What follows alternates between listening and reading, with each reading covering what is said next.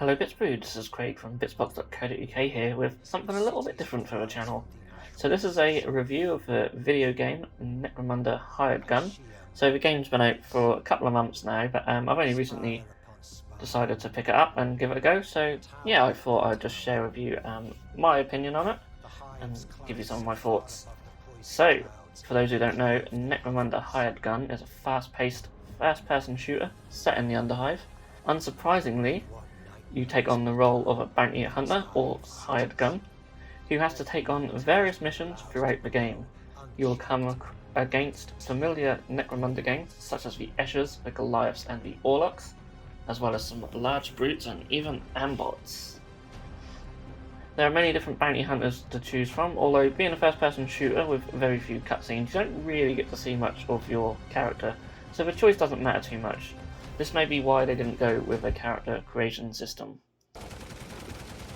So, there's quite a few negatives about this game, and I'll get them out of the way first. So, I don't really feel like the gameplay really truly reflects the tabletop game. Whilst I appreciate bringing an overly accurate representation of the tabletop game to a video game, wouldn't be that exciting, of course. There are things that could be done to make it just feel a bit more like Necromunda, and I think the biggest thing for me is the lack of like a cover mechanic. So if you think of something like Gears of War, where you can just sort of go behind terrain and stuff like that, yeah, it just doesn't do that. Whereas the tabletop game, it sort of focuses on quite heavily on hiding behind barricades to increase your cover and things like that. There's just nothing like that in this game, and you can't even really crouch and shoot either. There's no sort of toggle on or off for crouch, you have to literally hold down the thumbstick.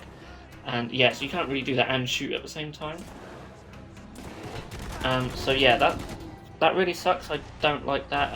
What you can do is you can sort of jump around to avoid enemies and things like that.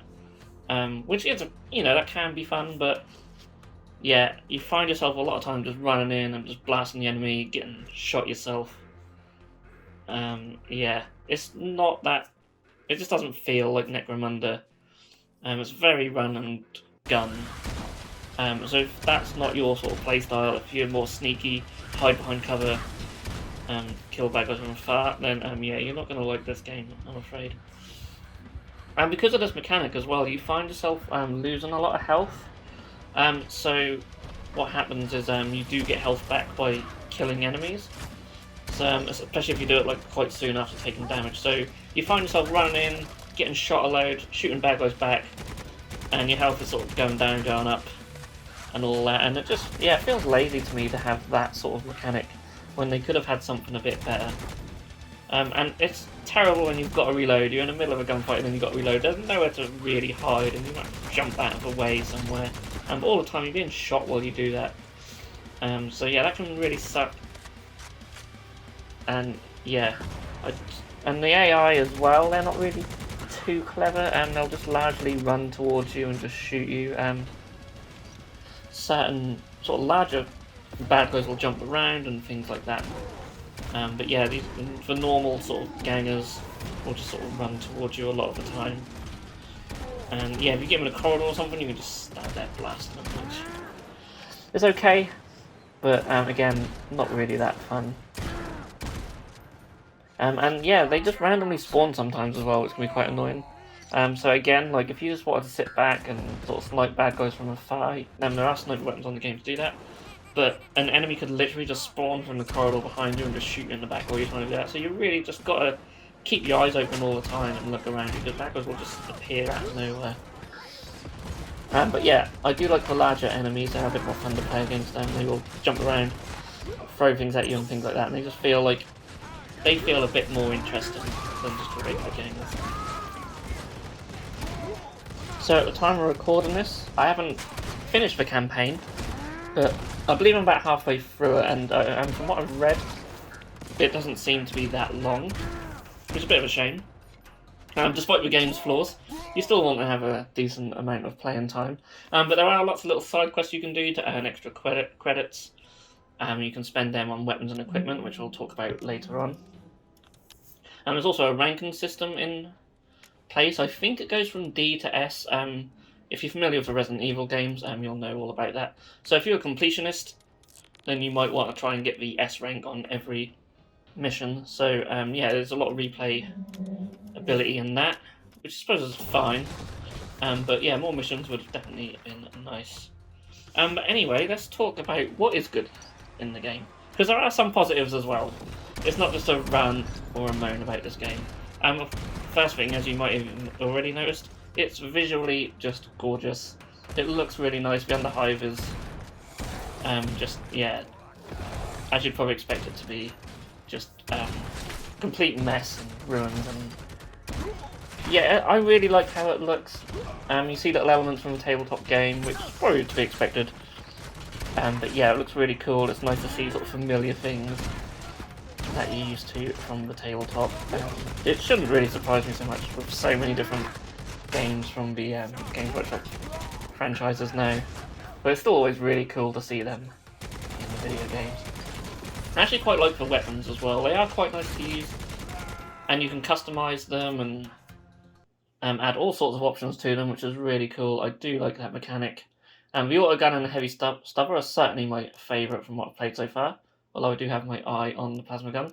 I think the more sort of rapid fire weapons are the way to go, because it just feels like that sort of run and gun game. You have to just keep your hand on the trigger and just shooting everything in sight. You don't have much time to really line up the sniper shots, or even the shotgun doesn't feel too great. Unless you are at close range, of course, but yeah, even then, I don't know. I just prefer, maybe it's just my playstyle, maybe I just prefer the more automatic weapons. I like that you can also, you do pick up a lot of loot and stuff, and you do have plenty of storage spaces by default to keep a lot of it, but you don't have to. You can sell it all for credits, so that's quite cool as well. So you get a nice big sort of credit bonus at the end of each mission for all the stuff that you find. That's really cool. There are a lot of treasure chests hidden about on the levels as well, which they do have some nice stuff in them. And you also have a sort of central hub where there's weapon shops and upgrade shops and things like that. You can spend your credits and kit yourself out between each mission. And you also have a dog, which is probably one of the best things in the game. He can help you in battle, although he's not really that great. He does work quite well as a distraction, but you can pet him, which is really cool. And he can be upgraded, which I've yet to do, but sounds pretty fun.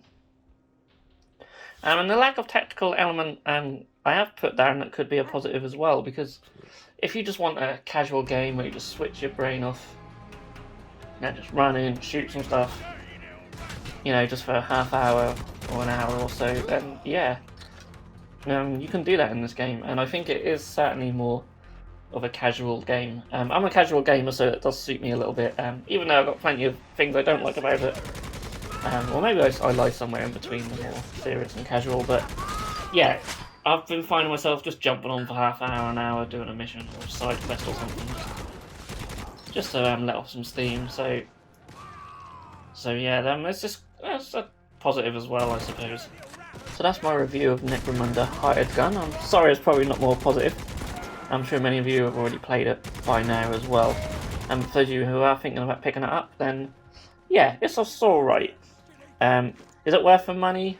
Maybe wait for it to come down in price a little bit.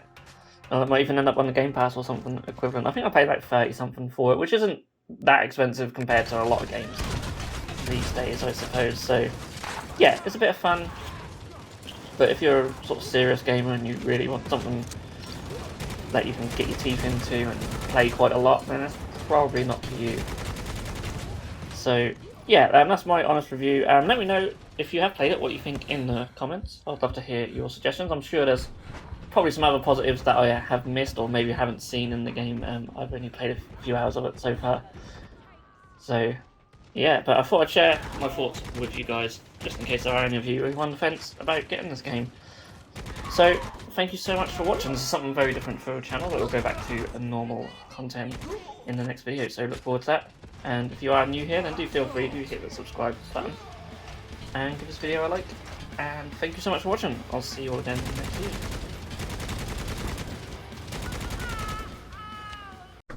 If you enjoyed this video, then please feel free to subscribe to our channel if you haven't done so already. You can also click that bell icon to be notified when a new video has gone live on this channel. On the screen now are 2 more videos that you may wish to check out, and a link to our Patreon page also. Thank you so much for watching, and we'll see you again soon.